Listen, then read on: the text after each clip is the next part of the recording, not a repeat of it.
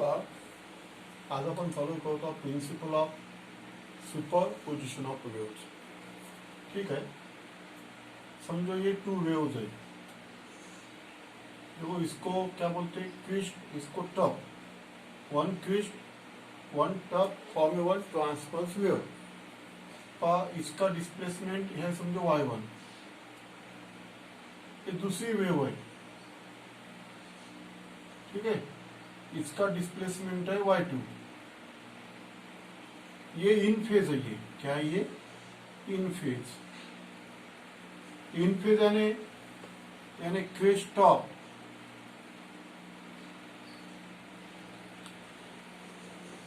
To waves traveling through medium in phase. कैसे जा रहा है ये in phase, that is crest of one wave coincide with crest of other wave. यानी एक वेव, पहले वेव की क्रेस्ट ये दूसरे वेव की क्रेस्ट के साथ मिलना चाहिए. Top of one wave is top of other wave. इसको बोलते हैं two wave travel in phase. समझ में है ना. Then y is equal to y1 plus y2. यानी रिजल्टेंट डिस्प्लेसमेंट ऐसा ये रिजल्टेंट वेव बनती है. इसका डिस्प्लेसमेंट कितना है y. इसका डिस्प्लेसमेंट कितना है y. ये डिस्प्लेसमेंट y. अगर ये 2 सेंटीमीटर है, ये 3 सेंटीमीटर है, समझ में ना. तो टोटल कितने बन गए 5 सेंटीमीटर. अगर ये है 2, ये भी 2 है, तो टोटल कितने बन गए 4 centimetre. Displacement is maximum.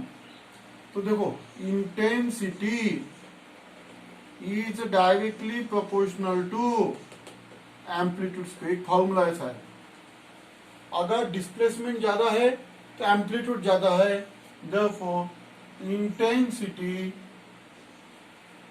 Will be maximum. Intensity ज्यादा होगी यहाँ पे. Intensity will be maximum. अगर डिस्प्लेसमेंट ज्यादा है, डिस्प्लेसमेंट जास्त आहे तर एम्प्लिट्यूड जास्त. डिस्प्लेसमेंट म्हणजेच amplitude. Intensity is directly proportional to square amplitude. म्हणजे एम्प्लिट्यूड वर ही इंटेन्सिटी अवलंबून असते. कोणत्याही रिझल्टंट जे आपण वेव्ह काढतो त्याची इंटेन्सिटी हे एम्प्लिट्यूड डिपेंड असते. ती पहिली केस झाली. केस फर्स्ट म्हणा त्याला, केस फर्स्ट. यानी अगर दो वेव मीडियम में जाते हैं, इन फेज जाते हैं, इन फेज यानी crest of one wave is coincide with crest of other wave, then y max is equal to y1 plus y2. Intensity ज्यादा होंगी because amplitude maximum, displacement maximum, amplitude maximum, intensity will be maximum. तो लिख लो. आपण कोणतं काय चालू केलेलं आहे, principle of superposition of the waves. ही पहिली केस आहे. इन फेज 2 वेव्ह मीडियम मधून अशा गेल्या पाहिजे. Crest is coincide with crest किंवा टप इज कोइंसाइड विथ टप. मागच्या पडलं तुम्हाला शिकवलेलं आहे. Transverse wave, longitudinal wave.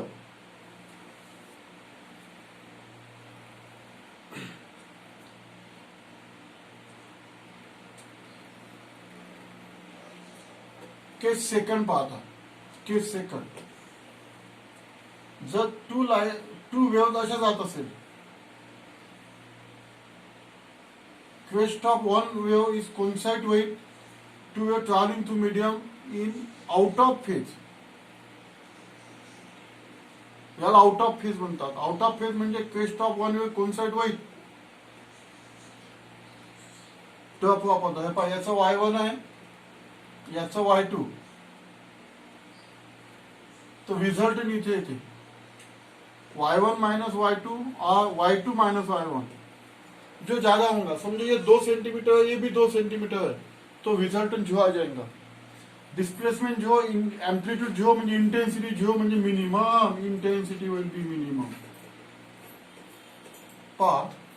Out of phase, two waves travelling through medium out of phase. Out of phase म्हणजे crest of one wave is coincide with trough of other wave. आधी case कोणती होती आपली, crest is coincide with crest, trough is coincide with trough. Intensity maximum. इथे म्हणजे त्याला in phase म्हणतात. इथे क्रेस्ट इज कोइंसाइड विथ टप, दे आउट ऑफ फेज म्हणतात त्याला. Crest of one wave is coincide with the top of other wave, याला out of phase म्हणतात. वाय मिनिमम मिळते तर वाय मिनिमम म्हणजे y1 मायनस y2 किंवा y2 मायनस y1. जे जास्त असेल, समजा हे 2 सेंटीमीटर हे 3 सेंटीमीटर, तर 3 मायनस 2 1 सेंटीमीटर, किंवा दोन्ही सारखे असेल तर झिरो येईल. डिस्प्लेसमेंट झिरो, अँप्लिट्यूड झिरो, म्हणजे इंटेन्सिटी झिरो, त्याला मिनिमम म्हणतात. ही झाली सेकंड केस. म्हणजे दोन वेव्ह अशा पद्धतीनं कोइन्साइड व्हायला पाहिजे, याला प्रिन्सिपल ऑफ सुपरपोजिशन म्हणतात. त्या कशा एक म्हणजे हे जे तत्व आहे कशासाठी वापरतात, आपण रिझल्टंट वेव्ह जी तयार करतोय दोन वेव्ह पासून, त्याची इंटेन्सिटी एकदम मॅक्झिमम असेल एकदम मिनिमम असेल. मॅक्झिमम कधी असते, इन फेज असेल तर crest is coincide with crest, y1 plus y2. समजा ना, याला जनरल मध्ये असं म्हणतात. इन अ जनरल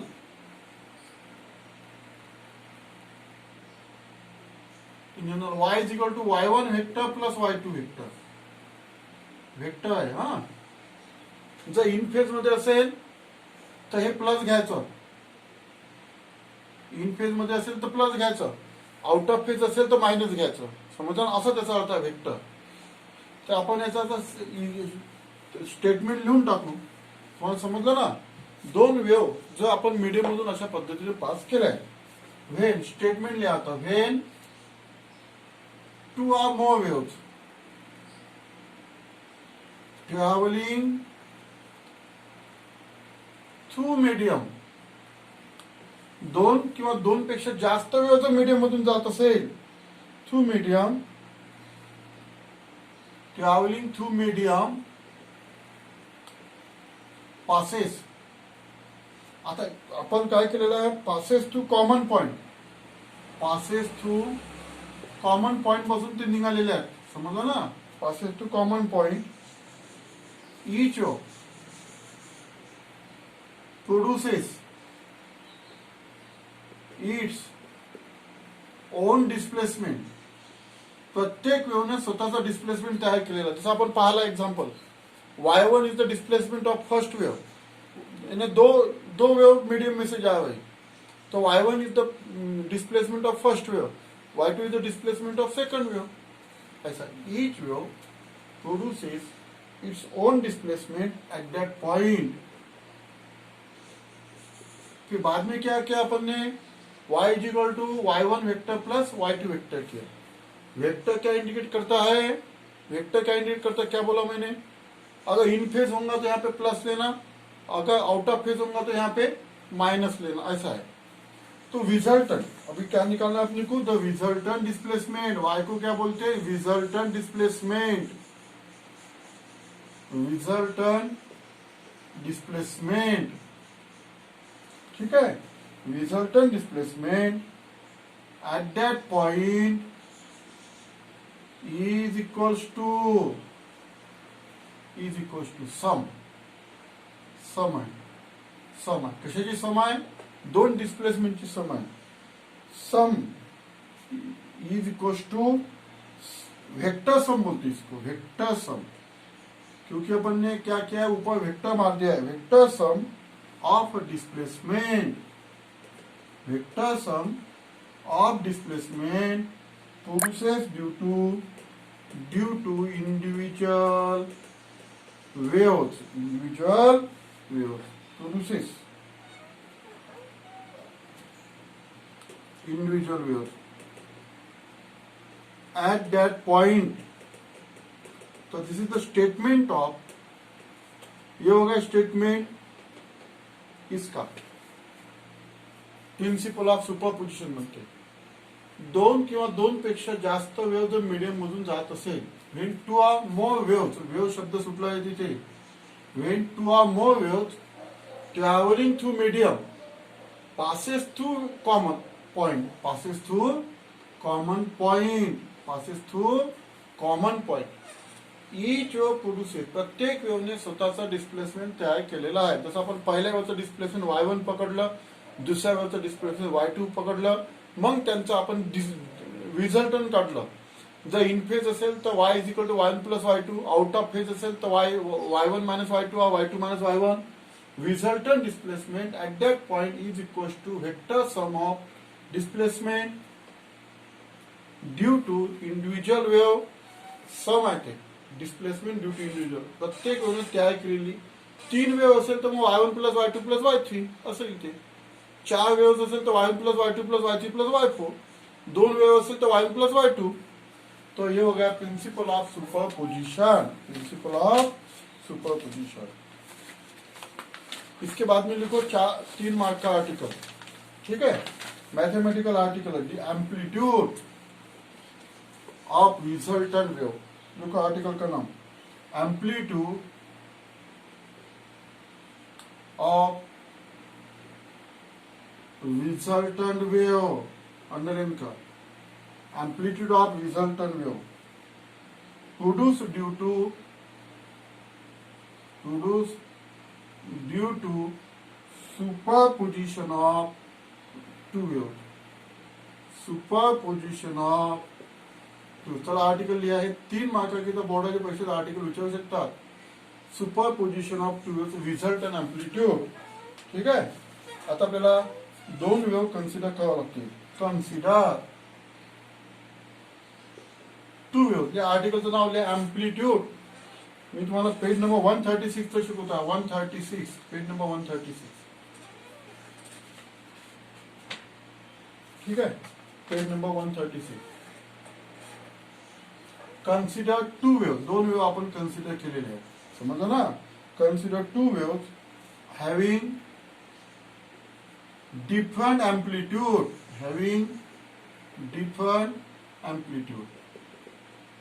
पहिल्याचं एम्प्लिट्यूड A1 आहे दुसऱ्याचं A2 आहे and A2 consider two wave having different amplitude A1 and A2 and आणि आपण बट असं म्हणू अँड मेथडपेक्षा बट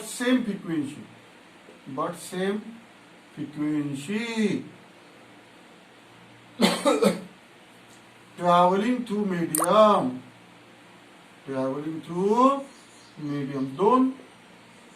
आपण दोन वेव्ह कन्सिडर केलेले आहे पहिल्याचा अँप्लिट्यूड A1 आहे दुसऱ्याचा A2 आहे आणि फ्रिक्वेन्सी सेम आहे आणि त्यामध्ये जो फेज अँगल आहे तो आपण साय घेऊ and the phase angle between them is psi याला साय म्हणतात समजलं ना याला काय म्हणतात साय त्यामधला फेज अँगल म्हणजे स्टार्टिंग पोझिशन समजा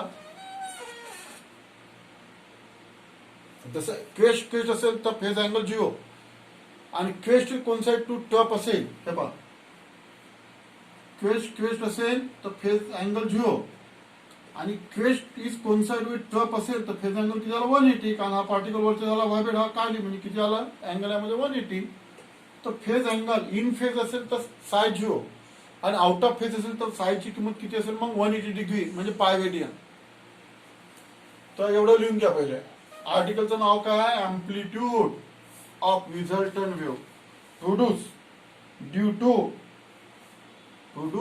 to superposition of two waves घेतल्या ट्रॅव्हलिंग एम्प्लिट्यूड A1 आणि A2 सेम फ्रिक्वेन्सी त्यामधला फेज अँगल आहे साय तर आता मॅथमॅटिकल पार्ट आपला चालू होतो याचा कंटिन्यू कर the equation of displacement are given bye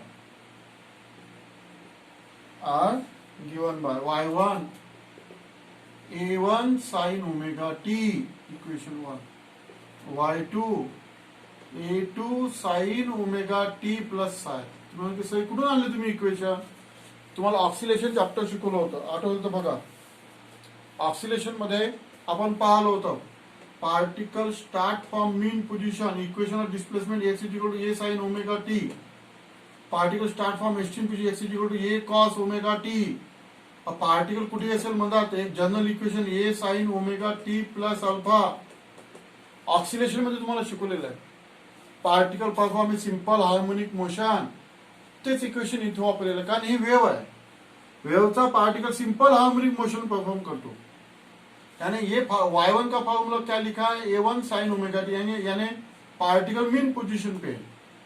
और वाई टी को फॉर्मूला क्या लिखा है, a two sine omega t plus i, यानी वो कहीं भी बीच में है, एस्टीम के और मीन के बीच में पार्टिकल है, कहीं तो भी है वो। इसके और इसके दोनों पार्टिकल के अंदर साई एंगल का फेज डिफरेंस है। ये दो इक्वेशन लिखना है, लर्न कर डालो। द रिजल्टेंट डिस्प्लेसमेंट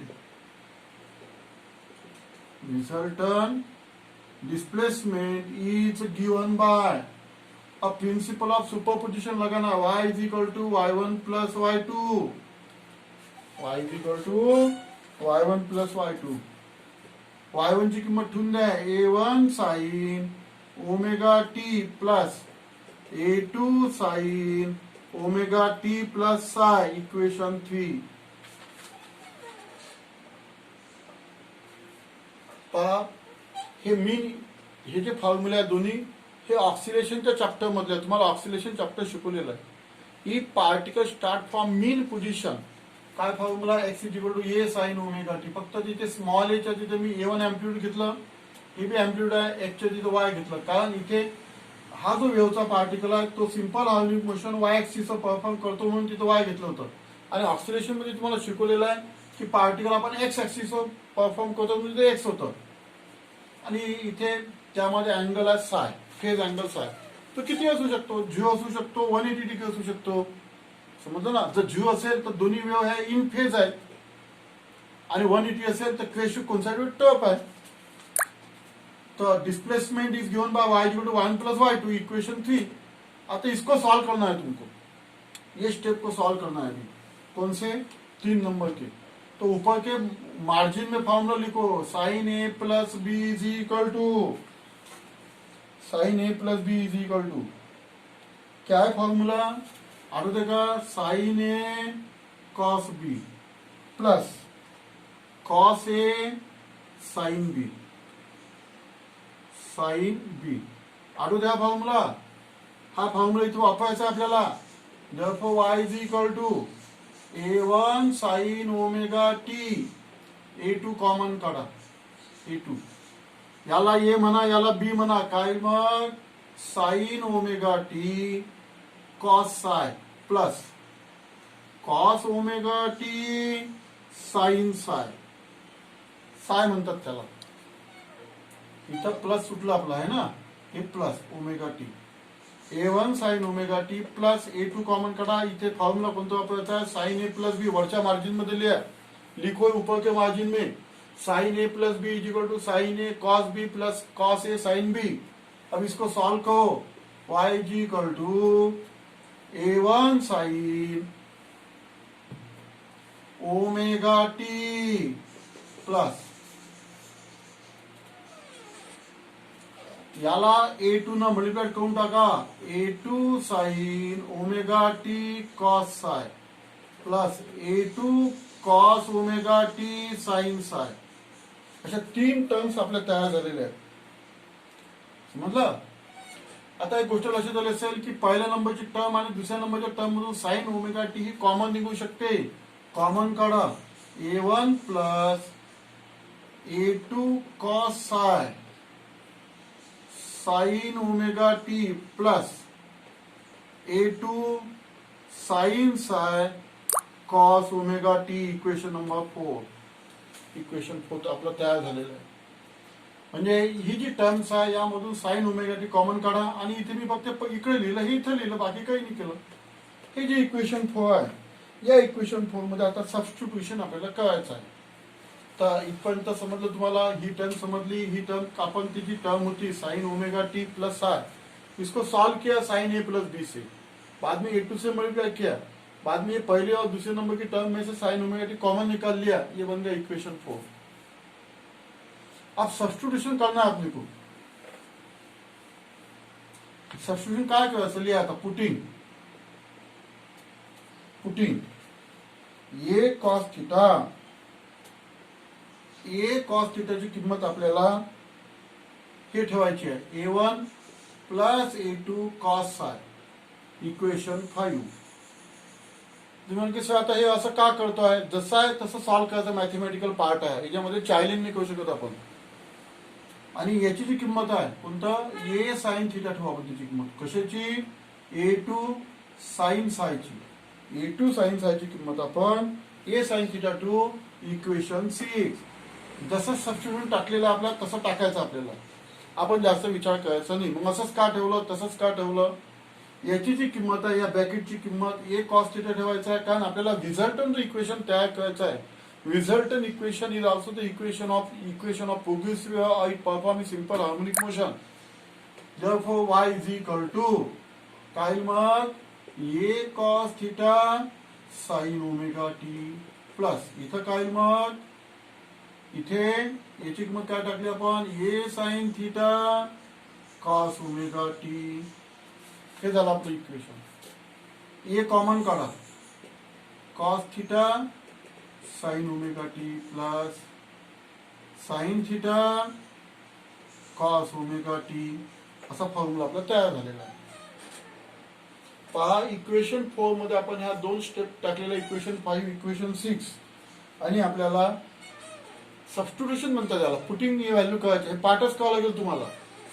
आणि मग याचं सबस्टिट्यूशन ठेवून द्या तिथे आणि मग आपल्याला असं व्हॅल्यू मिळते असा फॉर्म्युला मिळते वाय इज इक्वल टू. पुन्हा तुमच्या लक्षात आलं असेल हा फॉर्म्युला कशाचा आहे साइन ए प्लस बी चा आहे. याला ए म्हणा याला बी म्हणा म्हणजे omega t plus theta equation 7. हा सुद्धा formula sine a plus b चाच लागतो तिथे. तर this is the equation of resultant wave. This is equation of resultant wave. हे रिझल्टंट वेव्हचं इक्वेशन आहे. लक्षात आलं. तर पहा आता आपल्याला काय करायचं आहे हे जे 5 नंबर आणि 6 नंबर लक्ष द्यायचं आहे. याच्यावरून आपल्याला रिझल्टंट अँप्लिट्यूडचा फॉर्म्युला काढायचा आहे. इथपर्यंत मॅथमॅटिकल स्टेप समजलं तुम्हाला आणि व्यवस्थित लिहायचं मॅथमॅटिकल स्टेप्स.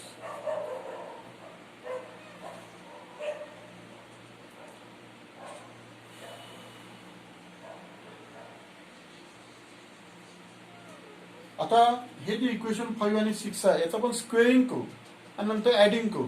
ठीक आहे चलो आता स्क्वेअरिंग इक्वेशन 5 आणि 6. चला स्क्वेअरिंग करू आपण इक्वेशन 5 आणि इक्वेशन 6. काय इक्वेशन 5 ए कॉस थिटा त्याचं स्क्वेअरिंग केलं तर a square cos square theta आणि इकडे A1 plus A2 cos theta त्याचं स्क्वेअरिंग. ठीक आहे. त्याच्यानंतर इथे a square sine square theta is equal to इथे काय आलेलं आहे आपलं A2 square sine square psi. Theta आहे का इथे नाही साय आहे ना साय आहे. हा A2 साइन साय आहे ना म्हणजे हे झालं इक्वेशन. म्हणजे आपण स्क्वेअरिंग केलं. आपण काय केलेलं आहे स्क्वेअरिंग. याला इक्वेशन देऊन द्या किती नंबरचं देता याला इक्वेशन नंबर 8 आणि हे 9. ऍडिंग इक्वेशन 8 and 9 चला ऍड का a square cos square theta plus a square sine square theta. Left hand side add का right hand side right hand add का काय मग A1 plus A2 cos psi whole square plus A2 square sine square psi. कसं आला आपलं दोन equation add केलेलं. पहिले स्क्वेअरिंग केलं आपण 5 आणि 6 नंबरचं इक्वेशन आपण स्क्वेअरिंग केलं आणि नंतर मग त्यांची ऍडिशन केली. आता तुमच्या लक्षात आलं असेल एकूण काय कॉमन निघते a square cos square theta plus sine square theta is equal to इथे फॉर्म्युला वापरा a plus b whole square is equal to a square plus twice a b plus b square. लावा तिथे formula काय मग A1 square plus काय A2 square cos square साय plus twice A1 A2 cos साय. ठीक है. हाँ यार ये ब्रैकेट को सॉल्व किया है a plus b whole square से फॉर्मूले से plus A2 square sine square साय.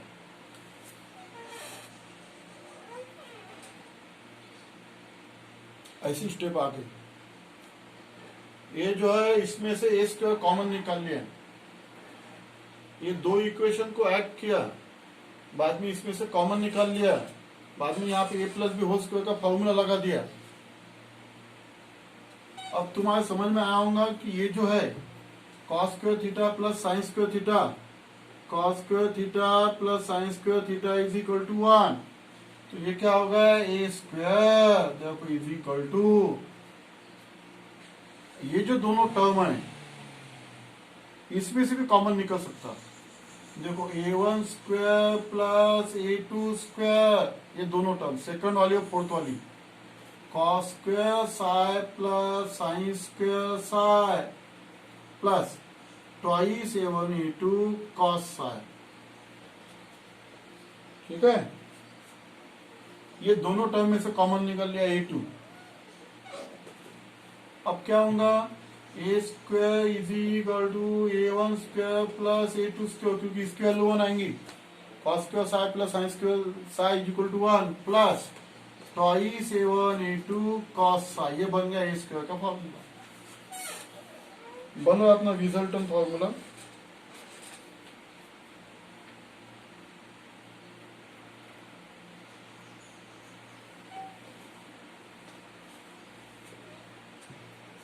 Therefore, A is equal to under root of a1 square plus a2 square plus twice a1 a2 cos psi। हा झाला रिझल्टंटचा formula.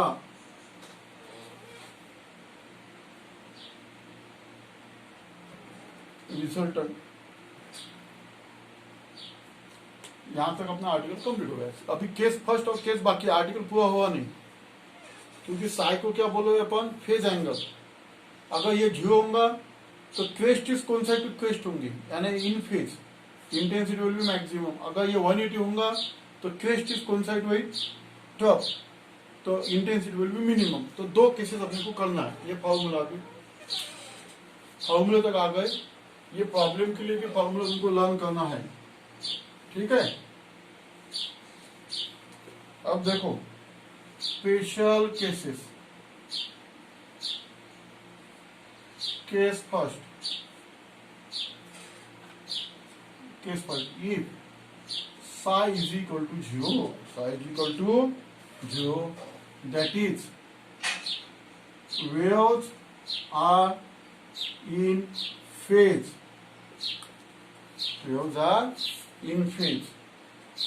तो निकालो भी फॉर्मूला।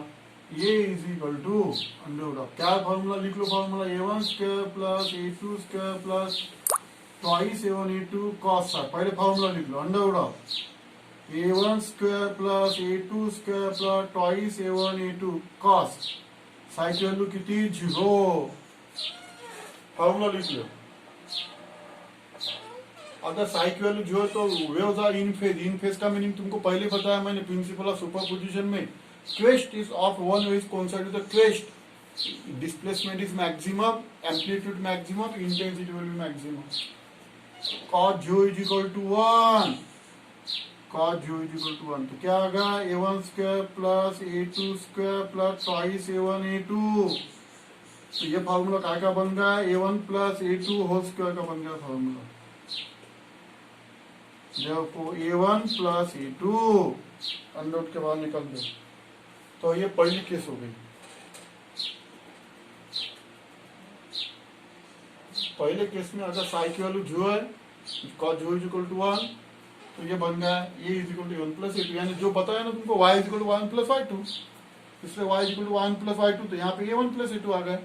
सेम है। if a1 is equal to a2 is equal to ये, तो क्या mill जाएगा, ये अगर दोनों का सेम मिला तो रिजल्टेंट एम्पलीट्यूड, क्या इसको अपन रिजल्टेंट एम्पलीट्यूड बोलेंगे, क्योंकि रिजल्टेंट एम्पलीट्यूड यहाँ पे ये से बताया, इसलिए मैंने ये की जगह पे रिजल्टेंट एम्पलीट्यूड। तो यहाँ पे आ जाएगा 2a, यहाँ पे जाएगा 2a। ये हो गई case first. Case second, if psi is equal to 180 degree of pi radian, that is two waves are in out of phase।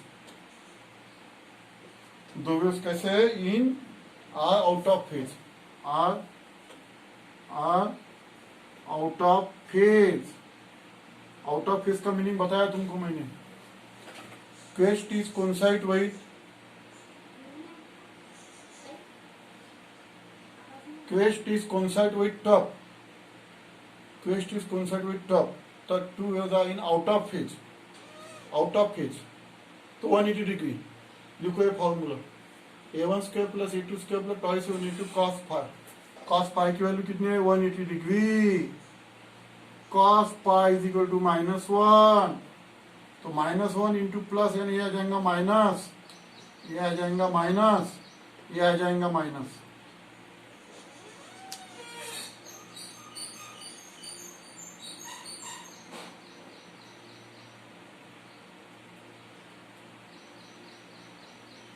जैसे तुमको बताया था आउट ऑफ फेज, पहले बताया y is equal to y1 minus y2, तो आ गया a1 minus a2। If a1 is equal to a2, ये रिजल्ट एम्पलीट्यूड क्या आ गया? 0, क्योंकि अगर दोनों सेम है तो 0 आ गया।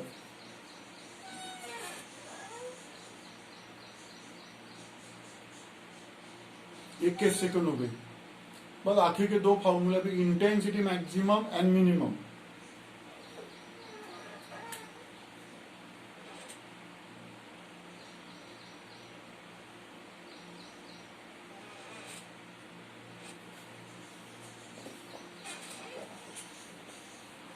दो फॉर्मूले लिखना है अभी तुमको। Now I math intensity maximum is directly amplitude maximum square. तो intensity max is equal to maximum, ये मैक्स का फॉर्मूला कौन सा है? a1 plus a2 whole square. तो इंटेंसिटी मैक्सिमम का फॉर्मूला लर्न करना प्रॉब्लम के लिए। Intensity minimum is directly proportional to a minimum square. I minimum is equal to a1 minus a2 whole square. ये दो फॉर्मूले, इंटेंसिटी मैक्सिमम, इंटेंसिटी मिनिमम। क्योंकि ये मिनिमम का फॉर्मूला भी निकाला a1 माइनस a2, ये मैक्सिमम का फॉर्मूला निकाला तो a1 प्लस a2। यानी ये जो पहली केस है, ये कौन सी वाली है? Psi is equal to 0, crest is coincide with crest. दूसरी केस कौन सी है? Psi's 180 degree of pi radian, crest coincide with top. तो अब अपना आर्टिकल कंप्लीट होगा, प्रिंसिपल ऑफ सुपरपोजिशन।